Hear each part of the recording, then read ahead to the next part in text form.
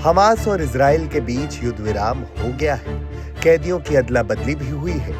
मिस्र में Donald Trump ने दुनिया के 20 नेताओं की मौजूदगी में गाजा पीस डील पर हस्ताक्षर किए। वहीं दूसरी तरफ जहां इस बात की चर्चा तेज है कि युद्ध रुक गया है, वहीं अभी भी कई पेंच उलझे हुए हैं। हमास ने 7 अक्टूबर 2023 को इजराइल पर हमला किया था।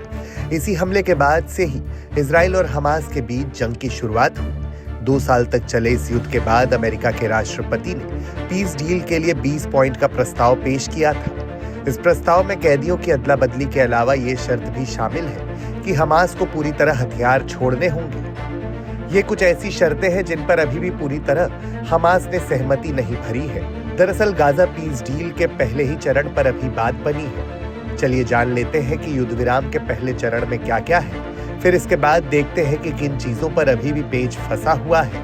तत्काल प्रभाव से युद्ध विराम पर सहमति बन चुकी है। गाजा से इजरायली सेना की वापसी पर भी सहमति बन गई। बंधकों की रिहाई को लेकर भी सहमति बन गई है। मानवीय सहायता की भी शुरुआत हो गई है। मिस्र में हुए पीस समिट में इजराइल और हमास ने शिरकत नहीं की। ट्रंप की 20 पॉइंट योजना में यह स्पष्ट किया गया है कि किसी भी फिलिस्तीनी को गाजा से सैन्य बल के जरिए निकाला नहीं जाएगा।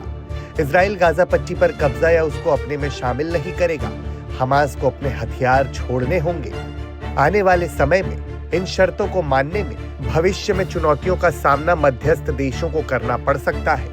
हमास के हथियार डालने पर अभी भी सवाल है। हमास ने इजराइल से 7 लोगों की मांग की है। मृत बंधकों को लेकर भी पेच फंस रहा है। हमास का शासन और गाजा कौन चलाएगा, इस सवाल का जवाब भी अभी नहीं पता। कबीलाइयों का क्या होगा, ये सवाल भी अभी निरुत्तर है।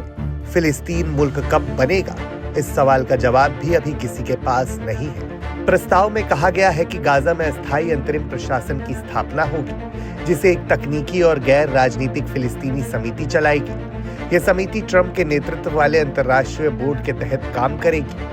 अब तक इस बोर्ड का एकमात्र और सार्वजनिक रूप से घोषित सदस्य पूर्व ब्रिटिश प्रधानमंत्री टोनी ब्लेयर है।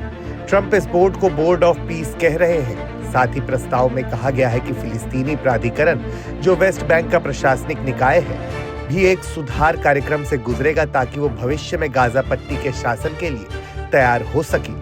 अभी इस प्लान में ये सवाल खड़ा है कि आखिर कब फिलिस्तीन मुल्क बनेगा।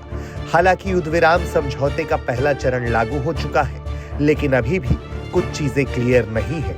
ट्रंप ने इसको लेकर बताया कि शांति समझौते के दूसरे चरण पर बातचीत जारी है।